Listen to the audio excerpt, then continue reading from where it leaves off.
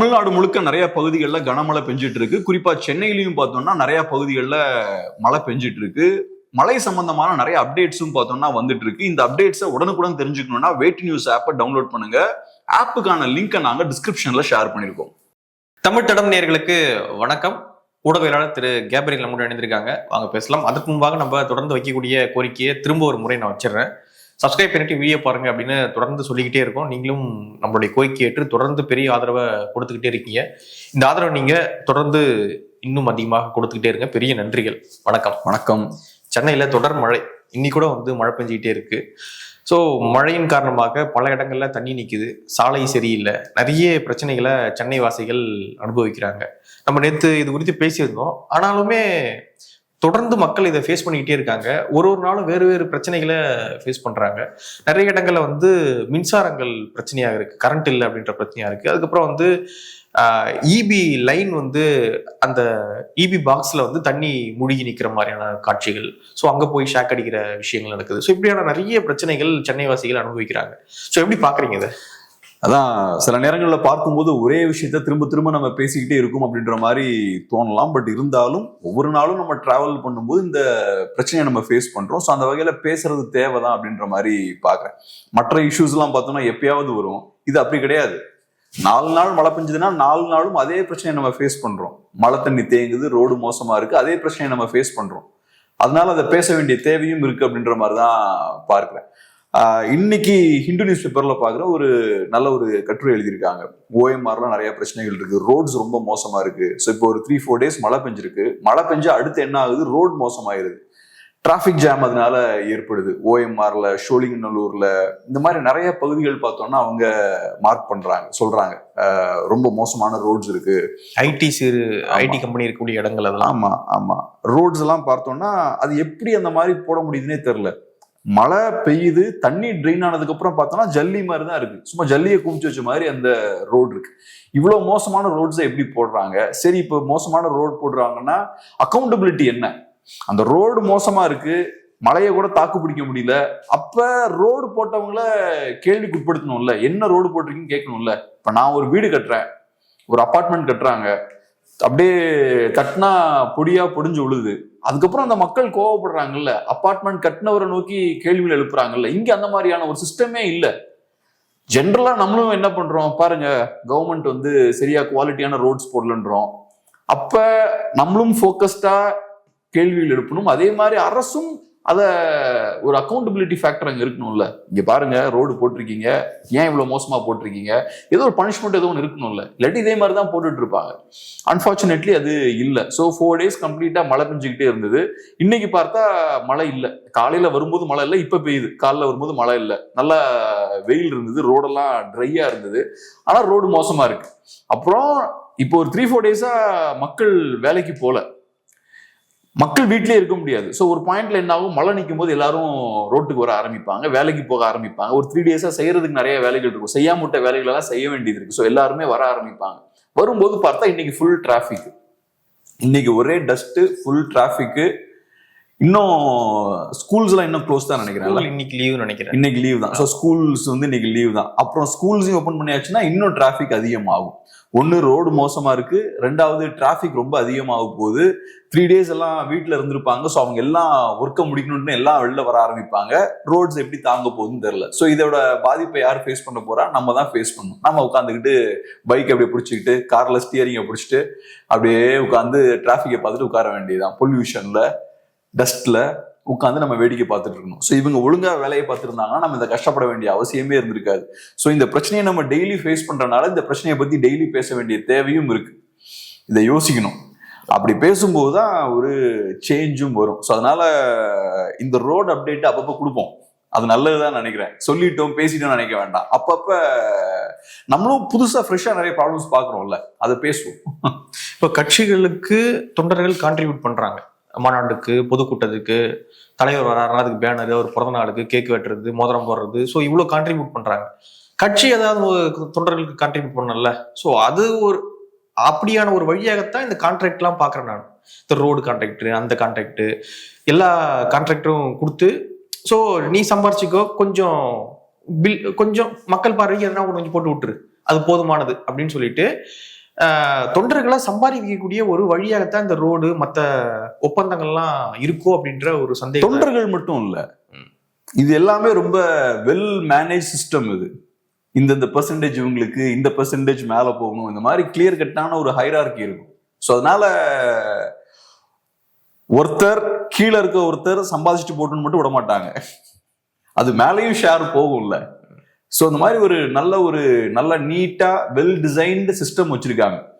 மக்களுக்கு தேவையான சிஸ்டம் இல்லை, மக்களுக்கு எஃபிஷியன்டான ரோட்ஸ் போடுறதுக்கு நிர்வாகம் பண்றதுக்கான சிஸ்டம் இங்க இல்லை. பட் அரசியல்வாதிகளுக்கு அவங்க வசதிக்கு ஏற்ற மாதிரியான நல்ல சிஸ்டம் இருக்கு. நீங்க சும்மா பேசி பாருங்க அரசியல்வாதிகிட்டல, அவங்க பேசுறதுலாம் கொஞ்சம் காமெடியா தான் இருக்கும். என்ன ஒரு 20% எடுக்கலாங்க, ஆனா இப்ப பாருங்க ரொம்ப ஊழலா இருக்குங்க, 30-40% எடுக்கிறாங்க இவங்க. இப்ப அதிமுக ஆட்சி நடக்கும்போது திமுக இப்படி பேசுவாங்க, 20%ன்றது அக்செப்டபிள்ங்க இருக்குங்க எப்பவுமே. பட் இவங்க பாருங்க 40% எடுக்கிறாங்க. இதே இது திமுக ஆட்சியில் இருக்கும் அதிமுக இப்படி பேசிட்டு இருப்பாங்க, ஒரு 20% 18% தான் ஓகேங்க, என்ன இவங்க 30-40% எடுக்கிறாங்க அப்படின்னு பேசிட்டு இருப்பாங்க. இவங்க வேற ஒரு ஜோன்ல வாழ்ந்துட்டு இருக்காங்களே நமக்கு தோணும்.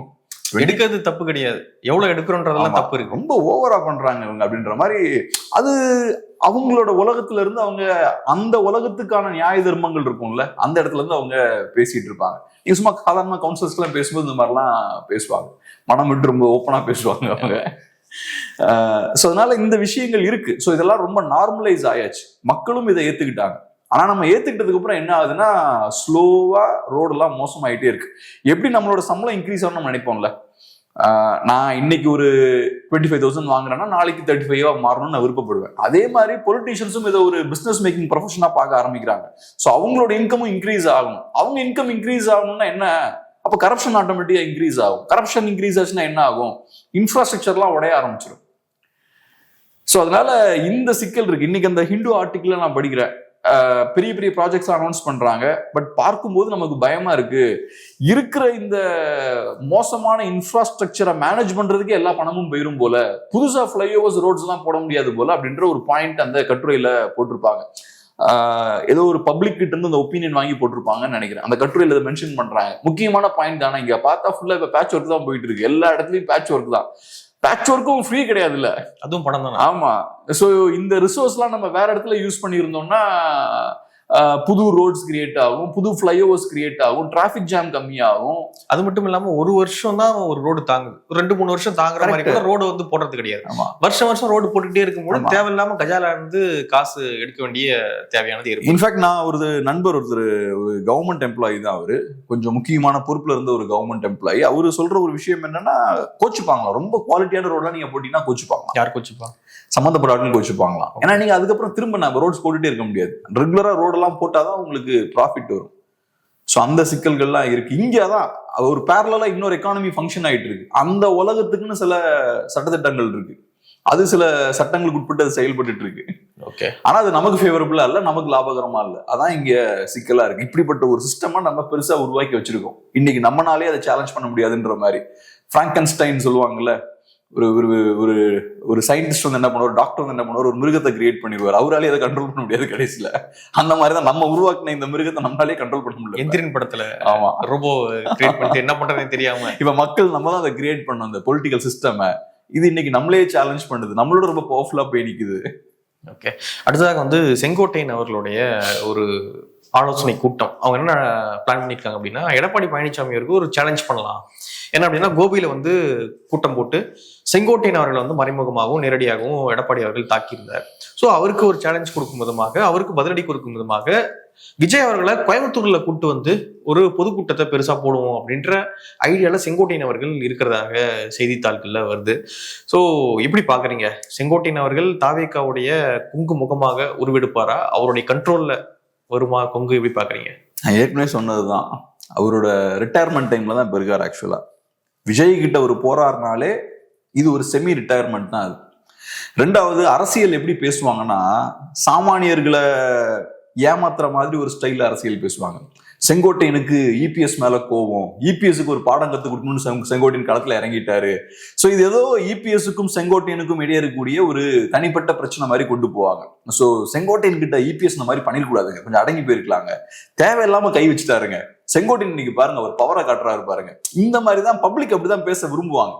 அதை வந்து ரொம்ப பைனரியா மாத்திடுவாங்க. செங்கோட்டையன் வர்சஸ் இபிஎஸ்ன்னு அந்த அரசியலை ரொம்ப சுருக்கிடுவாங்க. அதே மாதிரி நீங்க விஜய் எடுத்துக்கிட்டீங்கன்னா, விஜய்க்கும் உதயநிதிக்கும் அது பெரிய சண்டை போயிட்டு இருக்கு. சாதாரணமா டீ கடையில உட்காந்து கேளுங்க அதை பேசிட்டு இருப்பாங்க. இந்த பிரச்சனை இதனாலதான் அவங்க 2 பேருக்கும் சண்டை போயிட்டு இருக்கு. சோ அதனால உதயநிதி தப்பு பண்ணிட்டாரு, விஜய் அவர் தொற்று கூடாது. இன்னைக்கு பாருங்க விஜய் கட்சி ஆரம்பிச்சு என்னெல்லாம் பண்றாரு பாருங்க, அப்படி இப்படின்னு பேசுவாங்க. அவங்க இந்த மாதிரி நம்ம லைஃப் ரன் பண்ணுவோம்ல, எனக்கு உங்களுக்கு இருக்க பிரச்சனை வரலாம், சாதாரண மக்களுக்கு பிரச்சனை வரலாம், அந்த மாதிரி அரசியலையும் அவங்க பார்ப்பாங்க. நம்ம பர்சனலா ஒருத்தர் கூட பிரச்சனை வரும்போது நம்ம எப்படி டீல் பண்ணுவோமோ அதே மாதிரி அரசியல்வாதிகளும் பிரச்சனையை டீல் பண்ணுவாங்கன்னு பார்ப்பாங்க. அரசியல்வாதிகள் அப்படி பண்ண முடியாது. கட்சிக்குன்னு ஒரு பொலிட்டிக்கல் இன்ட்ரெஸ்ட் இருக்கும், அந்த கட்சிக்கு ஒரு அரசியல் நலன் இருக்கும். அது அடிப்படையில தான் அரசியல்வாதிகள் செயல்பட முடியும். அதனாலதான் அரசியல்வாதிகளுக்கு பாத்தீங்கன்னா பெருசா ஈகோலாம் இருக்காது. தேவைன்னா பட்டுன்னு தோல்ல கை போட்டுப்பாங்க, தேவையான பட்டுன்னு ஒரு அடி அடிச்சிருவாங்க, யோசிக்கவே மாட்டாங்க. நாளைக்கு திருப்பி தேவைன்னா அங்கேயே போய் சேருவாங்க. அரசியல் இந்த மாதிரியான பல்டிக்கல் நிறைய நம்ம பார்த்திருக்கோம். சாதாரண மக்களுக்கு ஈகோலாம் பயங்கர ஸ்ட்ராங்கா இருக்கும். இதெல்லாம் கோச்சுக்கிட்டு அவ்வளவுதான். இந்த படத்துல நடுவுல கொஞ்சம் பக்கத்தை காணுன்ற படத்துல அந்த ஒரு கேரக்டர் ரொம்ப ஈகோவோட இருப்பாரு, இப்படி பேசாம. விஜய் சேதுபதிட்ட அண்ணன் நினைக்கிறேன். அந்த மாதிரிதான் நம்ம இருப்போம். சோ நம்மளோட குணத்துல இருந்தே அரசியலையும் நம்ம அணுகிறது. நம்மளுக்கு இழக்க ஒண்ணும் கிடையாது. கோச்சிட்டு போனா கோச்சிட்டுலாம் அப்படின்னு 10 நாள் இருக்கலாம். ஆனா அவங்க அப்படி இருக்க முடியாது, இழந்துருவாங்க நிறைய. ஆமா, உங்க கையில இருந்து பவர் போயிடும், உங்களுக்கு பிசினஸ் இருக்கும், இது எல்லாமே அஃபெக்ட் ஆகும். ஸோ அதனால பெரிய ஆட்கள் பார்த்தீங்கன்னா இந்த மாதிரி அவங்க ஈகோ அவங்களையே அழிக்கிற வரைக்கும் அவங்க விட மாட்டாங்க, அந்த அளவுக்கு போக விட மாட்டாங்க. சாமானியர்கள் நம்ம அப்படி இருப்போம், ஈகோலயே செயல்படுவோம். ஒருத்தன் நம்மளை திட்டானா உடனே வேலையை தூக்கி போட்டுருவோம், ஒரு கஸ்டமரை திட்டி அனுப்பிடுவோம். இந்த மாதிரி கேரக்டர்ஸா இருப்போம். ஸோ இங்க நடக்கிற சண்டை செங்கோட்டையனுக்கும் இபிஎஸ்க்கும் இடையான சண்டை கிடையாது, இது வேற மாதிரியான ஒரு அரசியல் நடந்துட்டு இருக்கு. இப்ப தமிழ்நாட்டுல அரசியல் ரொம்ப மாறி இருக்கு. குறிப்பா 90ஸ்க்கு அப்புறம் கொங்கு பகுதி பெரிய வளர்ச்சியை கண்டிருக்கு. இன்னைக்கு முக்கியமான எக்கனாமிக் ஹப்பா மாறி இருக்கு. அந்த பகுதியில் இருக்கக்கூடிய மக்கள் கவுண்டர்ஸும் பார்த்தோம்னா ரொம்ப பவர்ஃபுல்லான ஒரு கம்யூனிட்டியா மாறி இருக்காங்க. ஸோ இதுக்கு முன்னாடி சவுத்தை பேஸ் பண்ணி ஏடிஎம்கே இருந்தது. தேவர் கம்யூனிட்டி ஏடிஎம்கேவோட பேக்கிங் கம்யூனிட்டியா இருக்காங்க. அதுக்கப்புறம் இன்னைக்கு ஏடிஎம்கேவுக்குள்ள ஒரு பவர் டிரான்ஸ்ஃபர் நடந்திருக்கு. புதுசா ஒரு பவர் சென்டர் உள்ள வந்து அதை ஏடிஎம்கே பார்ட்டி அவங்க கண்ட்ரோலுக்குள்ள கொண்டு வந்திருக்காங்க. ஸோ இன்னைக்கு கொங்கு பகுதியை பேஸா வச்சு ஏடிஎம்கே ஃபங்க்ஷன் ஆயிட்டு இருக்கு. ஏடிஎம்கேவோட பேக்கிங் கம்யூனிட்டின்னு பார்த்தோம்னா கவுண்டர் சமூகம் இருக்கு. ஒரு காலத்துல தேவர் கம்யூனிட்டி பேக்கிங் கம்யூனிட்டியா இருந்தாங்க. இந்த மாதிரி பேக்கிங் கம்யூனிட்டி எல்லா பார்ட்டிஸ்க்குமே இருக்கும், இந்தியா முழுக்க இருக்கும். யூஎஸ்க்கு போனீங்கன்னா வேற மாதிரியான பேக்கிங் குரூப் இருப்பாங்க. ஒவ்வொருத்தவங்களுக்கும் ஒவ்வொரு பேக்கிங் குரூப் எல்லா பார்ட்டிக்கும் இருப்பாங்க. ஸோ இப்ப ஏடிஎம்கே ஸ்டேபிளைஸ் ஆகக்கூடாது. ஒரு பவர் டிரான்ஸ்ஃபர் நடந்திருக்காங்க, ஏடிஎம்கே செட்டில் ஆகக்கூடாது. எப்படி ஜெயலலிதா அவர்கள் ப்ராப்பரா செட்டில் ஆயிட்டாங்கல்ல, ஸோ இவங்க தான் பேக்கிங் கம்யூனிட்டி கண்ட்ரோல் எஸ்டாப்ளிஷ் ஆயாச்சு, ஒரு ஸ்மூத்தான ஒரு சிஸ்டம் கிரியேட் பண்ணிட்டாங்க. அந்த மாதிரி செட்டில் ஆகக்கூடாது அப்படின்றதுல டிஎம்கே ரொம்ப கவனமா இருக்காங்க. ரெண்டாவது, ஏடிஎம்கே கம்ப்ளீட்டா கொங்கு பகுதி அவங்க கண்ட்ரோலில் கொண்டு வந்துட்டாங்கன்னா அவங்க கிட்ட அதிகப்படியான பவரும் கிடைக்கும். நான் சொன்ன மாதிரி இன்னைக்கு கொங்கு பகுதின்றது தமிழ்நாட்டோட இண்டஸ்ட்ரியல் ஹப். ஸோ அப்ப அந்த பகுதியோட அந்த ஸ்ட்ரென்த்தும் உங்களுக்கு இருக்கும், அந்த பினான்சியல் கிளவுட்டும் உங்ககிட்ட இருக்கும். அங்க இருக்கக்கூடிய இண்டஸ்ட்ரியலிஸ்ட்லாம் அவங்க சப்போர்ட் பண்ணுவாங்க. ஸோ அப்ப வேற ஒரு மாவட்டத்தை பேஸ் பண்ணி இருக்கக்கூடிய ஒரு கட்சி இருக்கும்ல, அதனால இந்த கட்சியோட சண்டை போட முடியாது. ஏன்னா இங்க இருக்கக்கூடிய பணம், இண்டஸ்ட்ரி, இந்த விஷயங்கள்லாம் உங்களுக்கு நிறைய பவரை கொடுக்கும். ஸோ இப்போ என்ன ஆகுது, கொங்கு பகுதிக்கு போட்டி நடக்குது. நம்ம கொங்கு பகுதியை சும்மா அப்படியே அவங்க கையில கொடுத்துட முடியாது, ஃபுல்லா நம்ம ஃபைட் பண்ணணும். அதுவும் குறிப்பா செந்தில் பாலாஜி மாதிரியான பவர்ஃபுல்லான ஆட்கள் அங்க இருக்காங்க. அவங்க இடத்த ஈஸியாலாம் விட்டு கொடுத்துட மாட்டாங்க. ஸோ இப்ப கையில என்னெல்லாம் ஆப்ஷன் இருக்கோ அதெல்லாம் யூஸ் பண்ணி ஏடிஎம்கேவை கொங்கு பகுதியில கவுண்டர் பண்ணும். 2019-21 எம்என்எம் யூஸ் பண்ணாங்க. ஏடிஎம்கேவுக்கு என்னைக்குமே கொங்கு பகுதியில ஒரு அட்வான்டேஜ் இருக்கு. இன்னைக்கும் நான் அப்படிதான் பாக்குறேன், பெரிய ஒரு அட்வான்டேஜ் இருக்கு. டிஎம்கேவுக்கு செந்தில் பாலாஜி எல்லாம் கைக்குள்ள இன்னைக்கு இருந்தாலும் ஏடிஎம்கேவுக்கு ஒரு அட்வான்டேஜ் இருக்கு. ஸோ இப்போ 2019 பாத்தீங்கன்னா எம்என்எம் பாத்தீங்கன்னா பெரிய உதவியா இருக்காங்க. எனக்கு தெரிஞ்சு கோயம்புத்தூர்ல எல்லாம் 1.5 லட்சம் ஓட்டு வாங்கினாங்கன்னு நினைக்கிறேன். 10%க்கு மேல ஓட்டு வாங்கினாங்க. மகேந்திரன் வாங்கினாரு. திமுகவை எதிர்த்து இந்த ஓட்டு வாங்குறாங்க. திமுகவை எதிர்த்து ஏன் இந்த ஓட்டு வாங்கணும்னா திமுக எதிர்ப்பு வாக்குகள் தான் அதிகம் வாங்குறாங்க. அதுக்கப்புறம் மகேந்திரன் என்ன ஆனாருன்னு உங்களுக்கு தெரியும், திமுகவே போயிட்டாரு. கமல் என்ன ஆனாருன்னு நமக்கு தெரியும். சோ இந்த விஷயம் நடக்குது. இந்த எலெக்ஷன்ல என்ன சிக்கல்னா, ஒண்ணு பிஜேபி ஏடிஎம்கேவோட போயிட்டாங்க, ரெண்டாவது எம்என்எம் ஃபேக்டர் சுத்தமா இல்லை. சோ எம்என்எம் செஞ்ச வேலையை இன்னொரு பிளேயர் செய்ய வேண்டிய தேவை இருக்கு. அந்த பிளேயர் யாரு? டிவிகே. நம்ம டிவிகே ஸோ எம்என்எம் செஞ்ச வேலையை அவங்க இந்த எலெக்ஷன்ல செய்யணும். ஏன்னா எம்என்எம் பண்ண அதே ஃபார்முலா தான் அவங்க யூஸ் பண்றாங்க, அதே ஆன்டி டிஎம்கே பாலிடிக்ஸ். நீங்க சொன்ன மாதிரி சினிமா, இங்கேயும் ஒரு நடிகர் இருக்காரு, நடிகர் கவர்ச்சிக்கு அங்க ஒரு வேல்யூ இருக்கு, திமுக எதிர்ப்புக்கு ஒரு வேல்யூ இருக்கு. ஸோ அந்த ஓட்ஸை இப்போ உடைக்க வேண்டிய தேவை இருக்கு. பட் என்னோட புரிதல் என்னன்னா, அந்த மக்கள் ஏற்கனவே ஏமாந்துருக்காங்க. நீங்க கொங்கு பகுதி ஃபுல்லா எடுத்துக்கோங்க, ஓவரால் அந்த பகுதியில திருப்பூரா இருக்கலாம், ஈரோடா இருக்கலாம், எல்லா இடத்துலயுமே எம்என்எம் நல்லா ஓட் கிடைச்சது. குறைஞ்சது 5-10% ஓட் வாங்கினாங்க, அரௌண்ட் ஒரு 5% எல்லா இடத்துலயும் வாங்கிட்டாங்க, கோயம்புத்தூர்ல 10+. ஸோ அப்படி இருக்கும்போது அது சாலிடான ஓட்டு. அதை உடைக்க வேண்டிய தேவை இன்னைக்கு அவங்களுக்கு இருக்கு. அந்த வேலையை இப்ப டிவிக்கே பண்றாங்க. ஸோ இப்ப அதனாலதான் கொங்கு பகுதியை போய் அவங்க சேலஞ்ச் பண்றாங்க. கொங்கு பகுதி தான் ஏடிஎம்கேவோட கோட்டை. ஸோ அவங்க கோட்டையில அவங்கள பலவீனப்படுத்தணும். கோட்டையில பலவீனப்படுத்தினாலே நான் சொன்ன மாதிரி ஏடிஎம்கே தமிழ்நாடு முழுக்க வீக் ஆகும். ஏன்னா ஏடிஎம்கேவுக்கு கொங்கு பகுதியில இருந்து அந்த ஸ்ட்ரென்த் கிடைக்குது. நான் சொன்ன அந்த பினான்சியல் பவரா இருக்கலாம், இண்டஸ்ட்ரியல் பவர் எல்லாமே அங்கிருந்து தான் கிடைக்குது.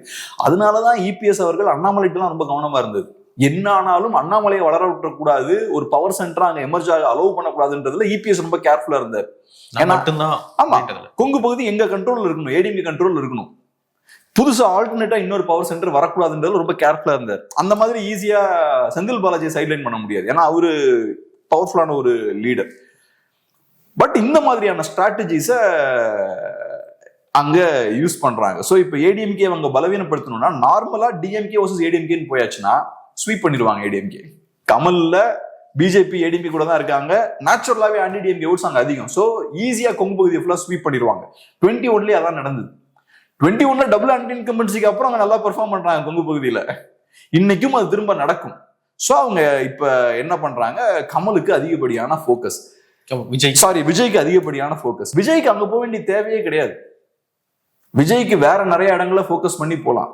குறிப்பா டிஎம்கே எங்க வீக்கா இருக்காங்க, ஏடிஎம்கே எங்க வீக்கா இருக்காங்க, காங்கிரஸ் எங்கெல்லாம் போட்டியிட போறாங்க, இந்த மாதிரியான சில ஏரியாஸ் நீங்க டார்கெட் பண்ணி அடிக்கலாம். பட் கரெக்டா எடுத்தோடனே அங்க போறது இருக்கு பாருங்க, அதுல எந்த லாஜிக்குமே இல்லை. இந்த ஒரு லாஜிக் மட்டும்தான், கொங்குல ஏடிஎம்கே வீக் ஆகணும், கொங்குல நீங்க ஏடிஎம்கே வீக் ஆகணும். கொங்குல நீங்க ஏடிஎம்கே வீக் ஆகுறதால உங்களுக்கு எந்த பிரயோஜனமும் கிடையாது, சீட் அது டிரான்ஸ்பரே ஆகாது. அதான் என்னோட பாயிண்ட். திமுகவை ஜெயிக்க வைக்கலாமே தவிர அது சீட்டா மாறவே மாறாது. ஏன்னா கொங்கு பகுதியில ஏடிஎம்கே ரொம்ப ஸ்ட்ராங்கா இருக்காங்க, டிஎம்கேவும் ஃபுல் எஃபர்ட் போடுறாங்க. இங்க உங்களுக்கு ஸ்பேஸே கிடையாது. நீங்க எந்த மாதிரியான இடத்த ஃபோக்கஸ் பண்ணணும்னா, சில பகுதியில டிஎம்கே ரொம்ப வீக்கா இருப்பாங்க, சில பகுதியில ஏடிஎம்கே ரொம்ப வீக்கா இருப்பாங்க. அந்த பகுதியை நீங்க ஃபோக்கஸ் பண்ணீங்கன்னா நீங்க ஜெயிக்கலாம். ஆனா நீங்க எங்க போறீங்க, ஏடிஎம்கேவோட கோட்டைக்குள்ள போய் அவங்களை வீக்காக நீங்க போறீங்க. கமல் பண்ண அதே வேலையை திரும்ப நீங்க ரிப்பீட் பண்ண முயற்சி பண்றீங்க.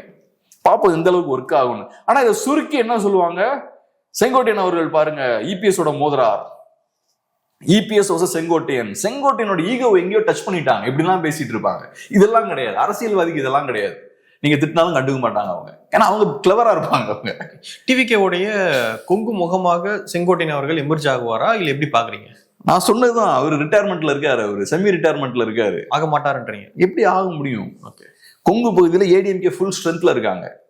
இன்னைக்கு கொங்கு பகுதிக்குள்ள டிவிகே உள்ள போய் அரசியல்லாம் பண்றாங்கன்னா அது காட்டக்கூடியது டிவிகேவோட ஸ்ட்ரென்த் கிடையாது, டிஎம்கேவோட பலத்தை தான் அது காட்டுது.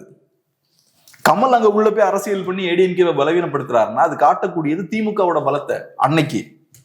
ஸோ அதை நம்ம கிளியரா புரிஞ்சுக்கணும்.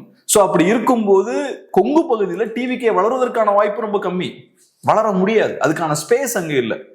ஏடிஎம்கே ஆல்ரெடி பவர்ஃபுல்லா இருக்காங்க, டிஎம்கேவோட ஹெவி வெயிட்ஸும் அங்க இருக்காங்க. சோ தமிழ்நாட்டு அரசியல் இருக்கக்கூடிய மிகப்பெரிய ஹெவி வெயிட்ஸ் எல்லாம் அங்கதான் இருக்காங்க, பணபலம் படைத்தவர்கள் அங்கதான் இருக்காங்க. இவங்களெல்லாம் மீறி எப்படி டிவிக்கு எங்க ஜெயிக்க முடியும்? சோ நீங்க ஜெயிக்கணும்னு நினைச்சீங்கன்னா வேற பகுதிகளை சூஸ் பண்ணணும். நான் இன்னொன்னு சொல்றேன், அரசியல் மாற்றத்தை பொதுவா யார் விரும்புவாங்கன்னா, இப்ப அரசியல் மாற்றமா இருக்கலாம், விஜய் மாதிரியான புது அரசியல் தலைவர்களுக்கு யார் ஓட் போடுவாங்கன்னா, அரசியல் ரெப்ரசன்டேஷன் இல்லாத மக்கள் தான் பொதுவா போவாங்க. இப்ப நான் ஒரு பகுதியை சேர்ந்தவன், எனக்கு இந்த பொலிட்டிக்கல் சிஸ்டம் நிறைய ரெப்ரசன்டேஷனை கொடுக்குதுன்னு வச்சுப்போம், நான் நிறைய அதிகாரத்தை ருசிச்சுட்டு இருக்கேன்னு வச்சுப்போம். நான் புதுசா விஜய் மாதிரியான ஆள் பின்னாடி போக மாட்டேன், விஜய் சூப்பரான நடிகர் நான் போக மாட்டேன். யார் பின்னாடி போவாங்கன்னா, சொசைட்டில கீழே இருக்க 40% மக்கள் இருக்காங்க பாருங்க, பொலிட்டிக்கல் ரெப்ரசன்டேஷன் இல்லாம இருப்பாங்க பாருங்க, அவங்களோட ஓட்ஸ் தான் ஈஸியா டிரான்ஸ்ஃபர் ஆகும். ஏன்னா அவங்களுக்கு இழக்கிறதுக்கு எதுவும் இருக்காது. நீங்க ஒரு 5000 ரூபாய் கொடுத்தா டிரான்ஸ்ஃபர் ஆயிரும், 1000 ரூபாய் கொடுத்து ஓட்ட வாங்கலாம், இதெல்லாம் அங்கதான் நடக்கும். சோ அதனால நீங்க கொங்கு பகுதியில போய் என்ன குட்டிக்கரணம் அடித்தாலும் உங்களால அங்க ஓட்டு வாங்க முடியாது, ஜெயிக்க முடியாது, ஓட்டை உடைக்கதான் முடியும். இது உங்களுக்கு தெரியும், 1921 எக்ஸாம்பிள் அதுக்கு இருக்கு. சோ அந்த வேலையை செய்யறதுக்கு தான் இவங்க கொங்குக்கு போறாங்க. செங்கோட்டையன் அங்க பெரிய லீடர்லாம் இல்ல, அவர் வீக்கா இருந்தனாலதான் அவர் ஓரம் கட்டுறாங்க. அப்கோர்ஸ் அவர் பெரிய ஒரு டால் லீடர்லாம் ஓகே. ஆனா இன்னைக்கு அவர் வீக்கா இருந்தனாலதான் அவர் சைட் லைனே பண்றாங்க. செங்கோட்டையன் ஸ்ட்ராங்கா இருந்தா அவர் ஓரமே கட்டிருக்க மாட்டாங்களே. ஓரம் கட்டிருக்க முடியாது. வீக் ஆயிட்டாரா, வீக்கா இருந்தனால ஓரம் கட்டினாரா? அரசியலுங்க இது ஒரு ஜங்கிள் தான். இதுல நீங்க வீக்கா இருந்தீங்கன்னா உங்களை இன்னொருத்தன் கடிச்சு தந்துருவான். சர்வைவல் ஆஃப் த ஃபிட்டஸ்ட் தான். ஸோ உங்களை ஓரம் கட்டிட்டாங்கன்னா நீங்க வீக்கா இருக்கீங்கன்னு அர்த்தம். ஓரம் கட்டுறதால நீங்க வீக்கானீங்கன்னு சொல்லக்கூடாது. ஓரம் கட்ட அளவு பண்ணக்கூடாது. நீங்க இன்னைக்கு செந்தில் பாலாஜி ஓரம் கட்ட முடியுமா? திமுகல ஓரம் கட்ட முடியாது. அவர் ஏன்னா அந்த அளவுக்கு அவரோட இடத்தை எஸ்டாப்ளிஷ் பண்ணி வச்சிருக்காரு. ஸோ அதனால பெருசா ஏடிஎம்கேவுக்குள்ளேயே தாக்கு பிடிக்காத ஒரு தலைவரால டிவிகேவை கொங்கு பகுதியில கொண்டு போய் ஜெயிக்க வைக்க முடியாது. அடுத்ததாக பன்னீர்செல்வம் அவர்களுமே டெல்லி போயிருந்தாரு. அவர் என்ன சொல்லியிருந்தாருன்னா, நான் அமித்ஷாவை மீட் பண்ணேன் அப்படின்னு, அரசியல் குறித்து தான் பேசியிருந்தேன் அப்படின்றாரு. என்ன பேசியிருப்பாங்க நினைக்கிறீங்க நீங்க? என்ன பேசியிருப்பாங்க? இப்ப தனி கட்சி ஆரம்பிக்கிறதுக்கான வாய்ப்பு இருக்குன்றாங்க. ஆனா இன்னொரு டவுட் என்ன அப்படின்னா, பிஜேபி தான் அகாமடேட் பண்ணலன்னு அவர் வெளியே இருக்காரு. ஆனா திரும்ப போய் டெல்லியில அமித்ஷா மீட் பண்றாரு. கொஞ்சம் முரணா இருக்கு இந்த கேம். எனக்கு தெரிஞ்சது பிஜேபி தான் விரும்பியிருப்பாங்க இந்த டெல்லி வர சொல்லியா? ஆமா, ஓகே. டெல்லி வர சொல்லியா இல்ல ஓரமா இருங்கன்னு சொல்லியா? அதான் இந்த ஒரு ஓபிஎஸோட பேச வேண்டிய தேவை யாருக்கு இருக்குன்னா பிஜேபிக்கு தான் இருக்கு. ஏன்னா ஓபிஎஸ்ஆல டேமேஜ் யாருக்கு ஏற்படும்? பிஜேபிக்கு தான் ஏற்படும். பிஜேபிக்கும் அதிமுகவுக்கும் ஏற்படும். ஓபிஎஸ்க்கு பெருசா இழக்கிறதுக்கு ஒன்றும் இல்லை. தனியா கண்டெஸ்ட் பண்ணாருன்னா ஏதோ ஒரு தொகுதியில் ஓட்ஸ் வாங்கிட்டு போயிடலாம். பட் டேமேஜ் யாருக்குன்னு பார்த்தா பிஜேபிக்கும் அதிமுகவுக்கும். ஸோ அந்த டேமேஜை கண்ட்ரோல் பண்ண வேண்டிய தேவை இங்க பிஜேபிக்கு தான் இருக்கு. அதிமுகவுக்கு அந்த வேலையை பார்க்க முடியாது. ஏன்னா அதிமுக ஓபிஎஸோட என்கேஜ் ஆகிறதுக்கு ரெடியாகவே இல்லை. ஸோ அந்த வகையில ஏதோ ஒரு யாராவது சில முயற்சிகள் எடுத்திருப்பாங்க ஓபிஎஸ்ஸை காம் டவுன் பண்றதுக்கு, டேமேஜ் ஏற்படுத்தாம ஸ்டாப் பண்றதுக்கு. ஏன்னா இப்ப இந்த உரிமை மீட்பு குழுன்னு வச்சிருந்தாங்க இல்லையா, அதிமுக உரிமை மீட்பு குழு இப்ப கழகம்னு மாத்திட்டாங்க போல, உரிமை மீட்பு கழகம்னு மாத்திருக்காங்க போல. ஸோ அவர் புதுசா ஒரு கட்சி ஆரம்பிச்சாருன்னா அடுத்து அலைன்ஸ் வைக்கலாம், டிடிவியோட சேர்ந்து அவர் செயல்படலாம். குறைந்தபட்சம் டிடிவியும் அவரும் கை கோர்க்கிறதுக்கான வாய்ப்பு இருக்கு. தனியா இருந்தவங்க ஏற்படுத்தக்கூடிய டேமேஜை விட சேர்ந்தாங்கன்னா இன்னும் அதிகமா டேமேஜ் ஏற்படுத்துவாங்க. ஏடிஎம்கேக்கு தான் டேமேஜ். ஆமா, சவுத்ல ஏடிஎம்கேவுக்கு டேமேஜ். அப்புறம் மீடியா ப்ரொபகண்டான்னு பாத்தீங்கன்னா தமிழ்நாடு ஃபுல்லா டேமேஜ். 5 முனை போட்டி. ஆமா, இது ஒரு மீடியால. ஆமா, அப்புறம் 5-6 போய்கிட்டே இருப்பாங்க. அப்புறம் ஸோ அந்த ஒரு சிக்கலும் இருக்கு. அதனால முடிஞ்ச அளவுக்கு ஓபிஎஸ் குவைட்டா வைக்க பார்ப்பாங்க. ஆனா ஓபிஎஸ் அகாமடேட் பண்ண முடியுமான்னு எனக்கு தெரியல. இப்ப ஏடிஎம்கே பிஜேபி அலைன்ஸ்ல ஓபிஎஸ் அகாமடேட் பண்றதுல ஒரு சிக்கல் இருக்கு. ஏன்னா அந்த அலைன்ஸ்ல நீங்க அகாமடேட் பண்ணிட்டீங்கன்னா ஓபிஎஸ்க்கு அது அட்வான்டேஜ். அது ஓபிஎஸ் அது பலப்படுத்தும். இபிஎஸ் அதை விரும்புவாரா? இபிஎஸோட செயல்பாடு என்ன இவ்வளவு நாளா கொஞ்சம் கொஞ்சமா ஓரங்கட்டி ஓபிஎஸ் பலவீனப்படுத்தினதுதான் அவரோட அரசியல் செயல்பாடாவே இருந்திருக்கு. அப்படி இருக்கும்போது இன்னைக்கு நீங்க அவருக்கு சீட் எல்லாம் கொடுத்து அவருக்கு ஜெயிக்கிறதுக்கான வேலைகள்லாம் செய்து கொடுத்தீங்கன்னா அவருக்கு ஒரு பேஸ் செட் ஆகுவாங்க. அந்த இடத்துல அவர் ஒரு ஸ்ட்ராங்கான ஒரு ஆளா மாறுவார். ஸோ நீங்க இவ்வளவு நாள் செஞ்ச வேலைக்கு எதிரான ஒரு வேலையை செய்யற மாதிரி ஆகி போயிடும். ஸோ இபிஎஸ் அதை விரும்ப மாட்டார். ஓபிஎஸும் சரி டிடிவியும் பலப்படுறத விரும்ப மாட்டார். நீங்க அவருக்கு சீட்ஸ் கொடுத்தீங்கன்னா பலம் தான் படுவாங்க அவங்க. ஆனா இப்ப என்ன சிக்கல்னா, இப்ப நிறைய இடங்கள்ல அதிமுகவுக்கு பிரச்சனை வந்துகிட்டே இருக்கு. சுத்தி பிரச்சனை வந்துகிட்டே இருக்கு. ஸோ அப்படி இருக்கும்போது இதை ரொம்ப நாள் அலோவ் பண்ணிக்கிட்டு இருக்க முடியாது.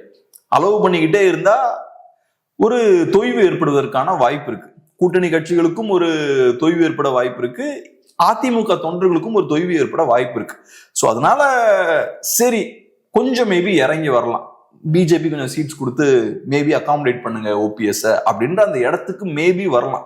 ஆனா இபிஎஸ் அதை விரும்ப மாட்டார். வேற ஆப்ஷனே இல்லை. தனியா போனா கண்டிப்பா நமக்கு டிஃபீட் வருவதற்கான வாய்ப்பு இருக்கு அப்படின்ற இடத்துக்கு வந்தா மேபி அதை கையில் எடுக்கலாம். அந்த ஆப்ஷனா லாஸ்ட் ஆப்ஷனா மேபி கையில் எடுக்கலாம். அது நம்ம பார்ப்போம். சிச்சுவேஷன் மோசமா போச்சுன்னா மீடியா அட்டென்ஷன், அப்புறம் ஒரு பாசிட்டிவான ஒரு மூடை கிரியேட் பண்ண வேண்டிய தேவை இருக்கு. அப்புறம் ஓபிஎஸ் சாதாரண பொலிட்டிஷியன் கிடையாது. அவருக்கு சாலிடான பேஸ் இருக்கு.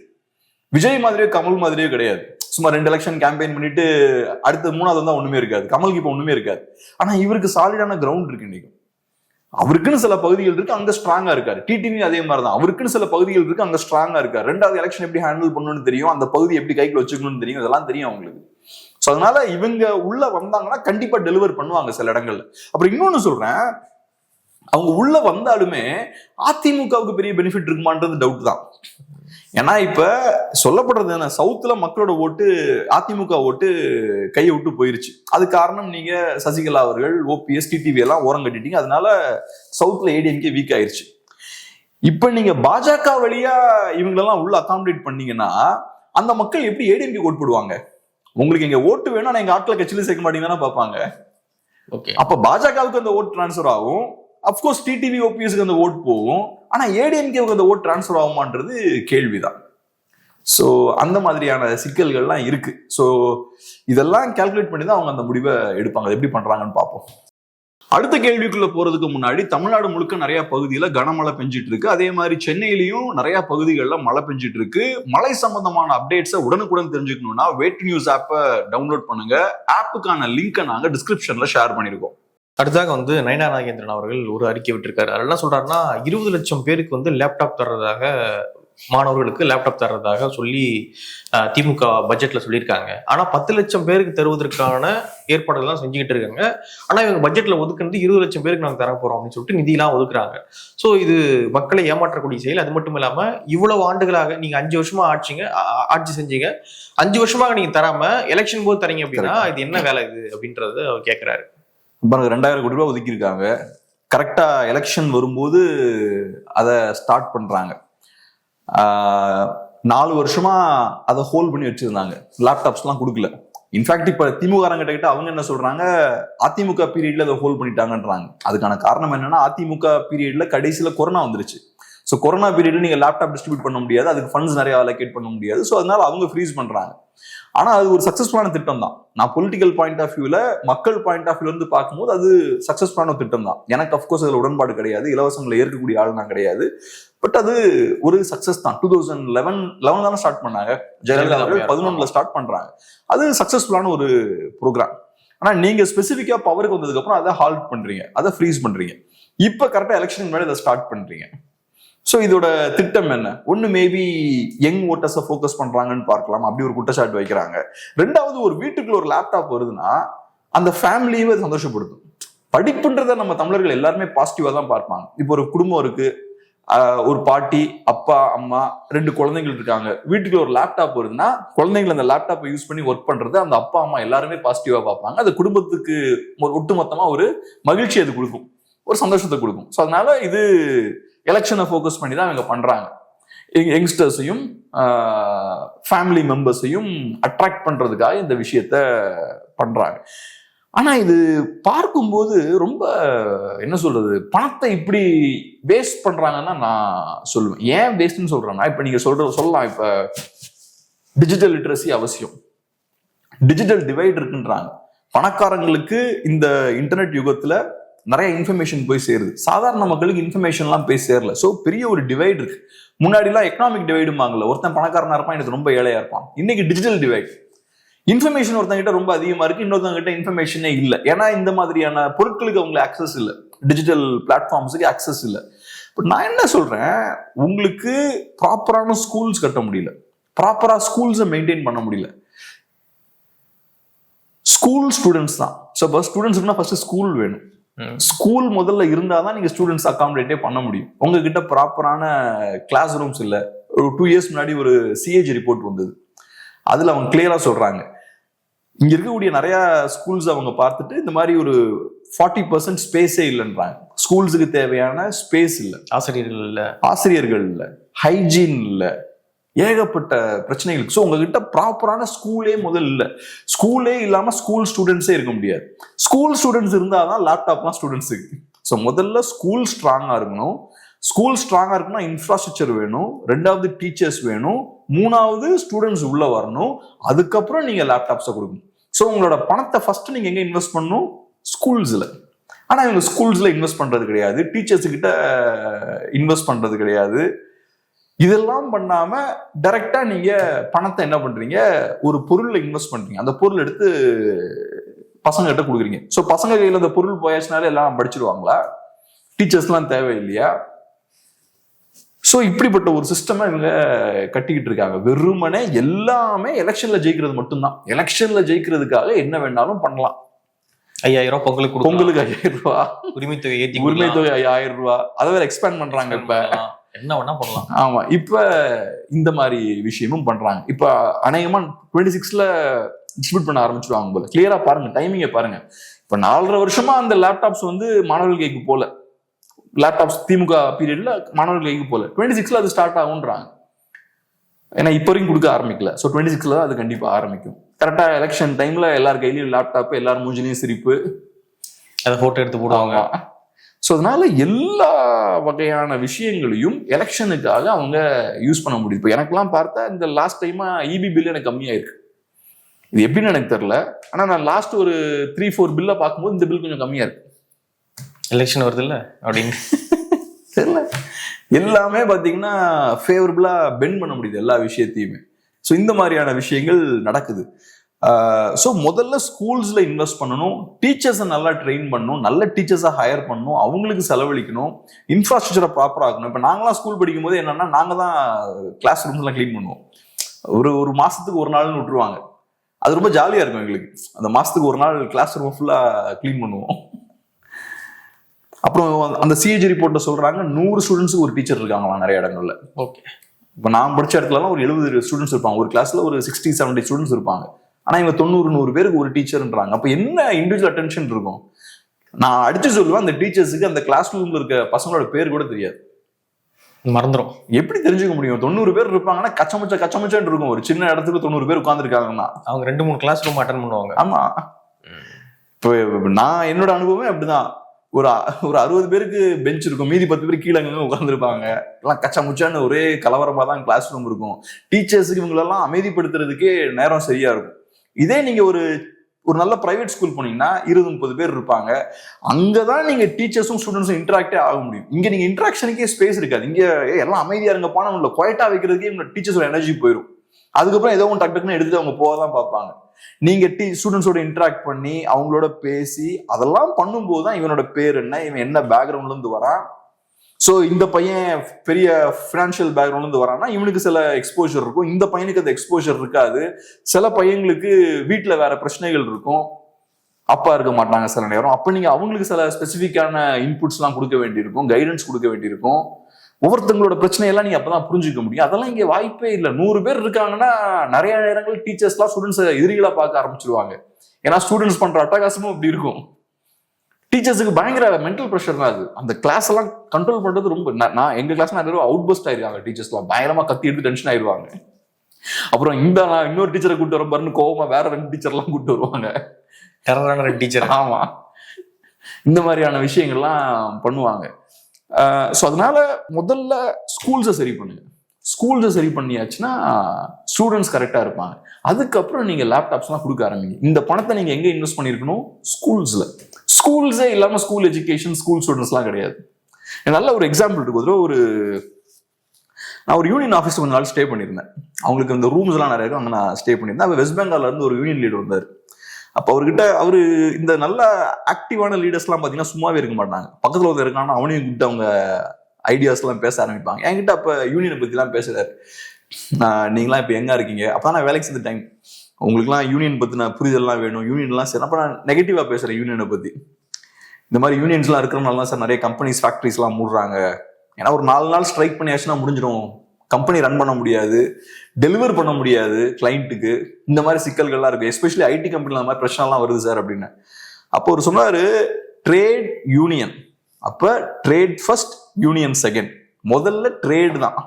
அதே மாதிரிதான் ஸ்கூல் ஸ்டூடெண்ட்ஸ், ஸ்கூல் எஜுகேஷன். முதல்ல ஸ்கூல் இருந்தா தான் எஜுகேஷன் கொடுக்க முடியும், ஸ்கூல் இருந்தா தான் ஸ்டூடெண்ட்ஸ். இந்த பேசிக் ஃபேக்டை இவங்க புரிஞ்சுக்கணும். இவங்க எங்க போறாங்க? கடைசி இடத்துக்கு போறாங்க. நீங்க ஸ்கூலை கரெக்டா கட்டி முடிச்சு, டீச்சர்ஸை கரெக்டா ஹையர் பண்ணி அவங்களெல்லாம் கவனிச்சு, ஸ்டூடெண்ட்ஸை நல்லா கவனிச்சு, அதுக்கப்புறம் நீங்க எக்ஸ்ட்ரா அவங்களுக்கு போனஸா நீங்க இந்த இலவசங்கள்லாம் கொடுக்கலாம். நீங்க லேப்டாப்பை கொடுக்கலாம், சைக்கிள் கொடுக்கலாம். அதெல்லாம் 3வது ஸ்டேஜ். நீங்க ஃபர்ஸ்ட் ஸ்டேஜே வீக்கா இருக்கீங்க, அதுதான் ஃபர்ஸ்ட் பண்ணணும். ஓகே, நிறைய விஷயங்களை மூட பகிர்ந்துக்கிட்டீங்க. நன்றி.